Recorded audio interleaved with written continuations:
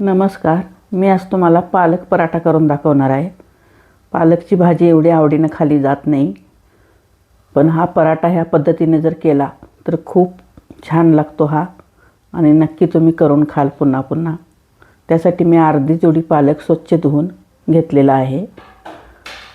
तो मी आता मिक्सरच्या भांड्यात काढून घेतला. त्यामध्ये आल्याचं 1 इंच तुकडं आणि हिरवी मिरची 2 टाकलेली आहे मी. तुम्हाला जास्त तिखट आवडत असल्यास जास्त हिरवी मिरची टाकू शकता. आणि जिरे 1 टीस्पून टाकलेले आहेत. याची मी आता पेस्ट करून घेणार पाणी घालून. ही पेस्ट करून घेतलेली आहे बघा. आता ही मी एका कढईमध्ये काढून घेते. थोडं पाणी घालून काढते, अगदी थोडंसं. जितके पराठे आपल्याला पाहिजे असतील त्याप्रमाणे आपण भाजी आणि पाणी वापरायचं. ही कढई गॅसवर ठेवून घेते मी आता.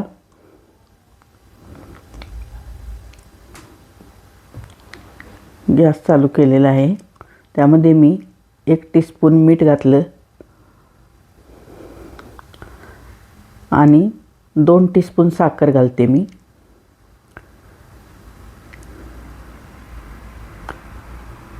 टेबलस्पून घालायची असली तर 1 टेबलस्पून घाला. मी टीस्पून 2 घातलेत.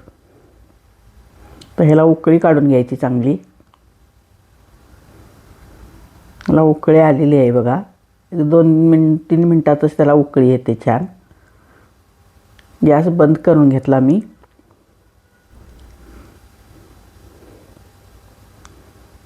तर ही पेस्ट मी थोडी गाळून घेणार आहे झाऱ्याच्या साह्यानं.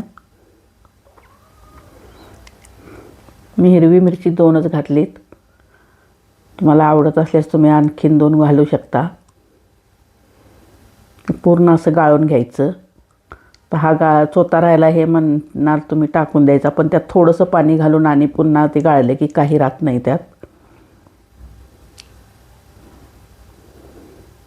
पेस्ट बाजूला ठेवून देते मी. आता मी ह्या कपानं गव्हाचं पीठ 2 कप घेणार आहे. मोजून घेतलेलं आहे, चाळून मी 2 कप घेऊन चाळून घेतलेलं आहे. त्यामध्ये हे पाणी, ही पेस्ट केलेली घालून चांगलं चपातीसारखं मळून घ्यायचं आहे. मीठ घातलेलं आहे मी आधीच त्यामध्ये, त्यामुळं आता घातलेलं नाही मी.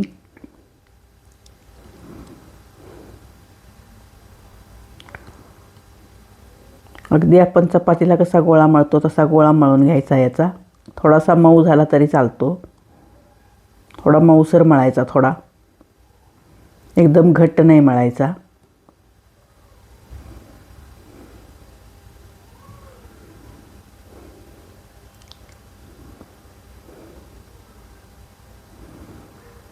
त्यामध्ये थोडं तेल घालून मळून घ्यायचं. 1-2 टीस्पून तेल घालून घ्यायचं मळताना, म्हणजे चांगलं मऊसूत होतं ते. त्याला 5 ते 10 मिनटासाठी मी ठेवते बाजूला झाकून.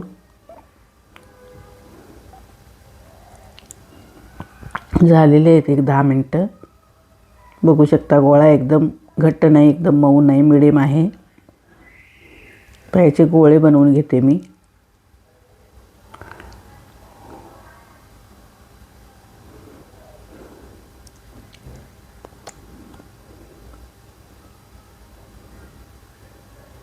एक चपातीच्या आकाराचे गोळे बनवून घ्यायचे याचे.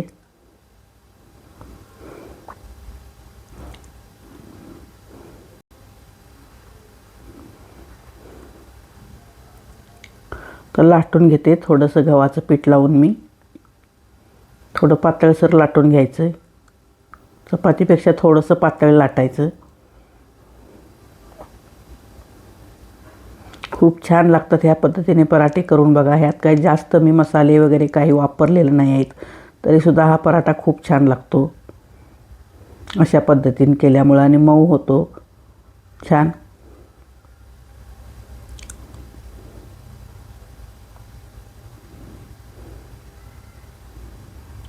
लाटून झालेलं आहे आता.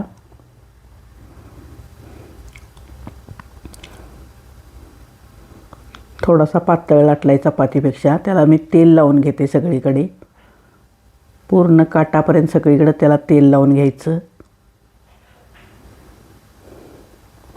त्याच्यावर थोडं गव्हाचं पीठ शिंपडून घ्यायचं.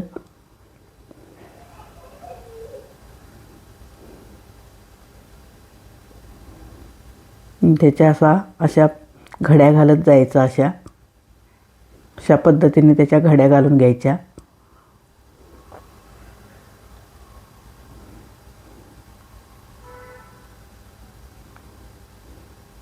नंतर त्याचा असा गोळा करायचा. ह्या पद्धतीने मी सगळे गोळे करून घेणार आहे आता. हे बघा करून घेतलेले आहेत. आता हलक्या हाताने लाटून घ्यायचं.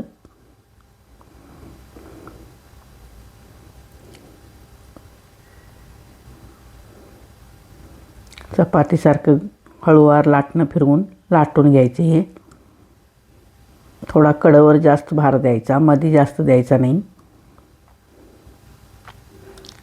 मधून हळूच फिरवायचं लाटणं, कडन लाटायचं जास्त. थोडेसे किंचित जाड ठेवायचे चपातीपेक्षा, जास्त नाही. चपाती एवढंच केलेलं आहे मी, पातळ, जास्त जाड नाही केलेलं. अशा पद्धतीने मी लाटून घेत आहे पराठे.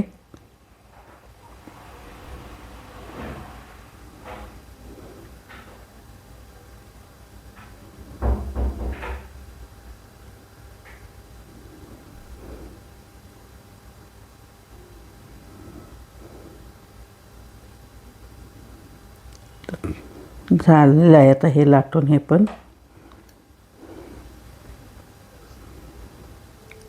तो भाजून दाखवते तुम्हाला. तव्याला थोडंसं आधी तेल लावून घ्यायचं. तवा तापलेला आहे.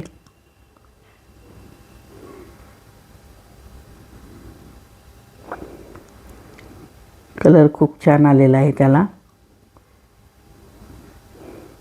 माझ्या रेसिपी तुम्हाला आवडत असल्यास माझ्या चॅनलला लाईक करा, शेअर करा आणि सबस्क्राईब करून ठेवा, म्हणजे माझ्या नवीन नवीन रेसिपी तुम्हाला बघायला मिळतील. कमेंट करून सांगत जा कशी झाली रेसिपी.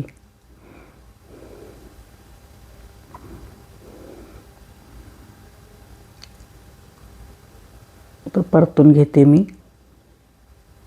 थोडंसं त्याला तूप लावून घेते खालीवर दोन्ही बाजून. तुम्ही तेल पण लावू शकता.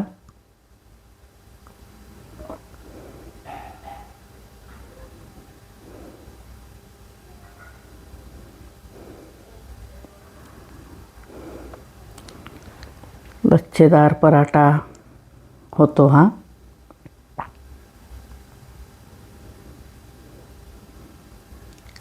पद्धतीने मी सगळे पराठे भाजून घेणार आहे.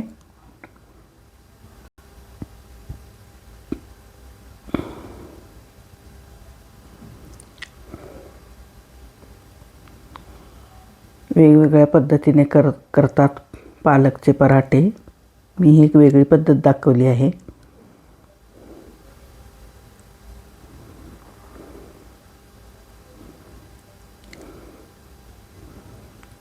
थोडीशी त्यात साखर टाकलेली आहे.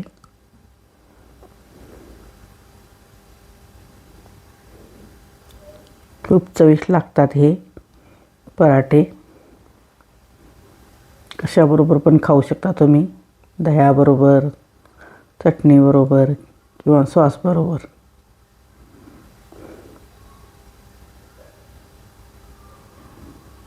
या पद्धतीने मी सगळे पराठे आता भाजून घेणार आहे.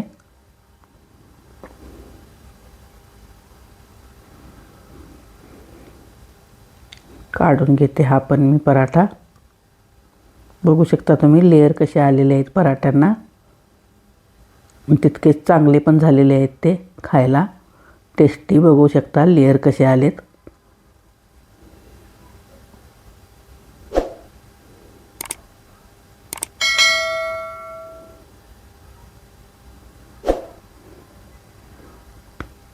थँक्यू.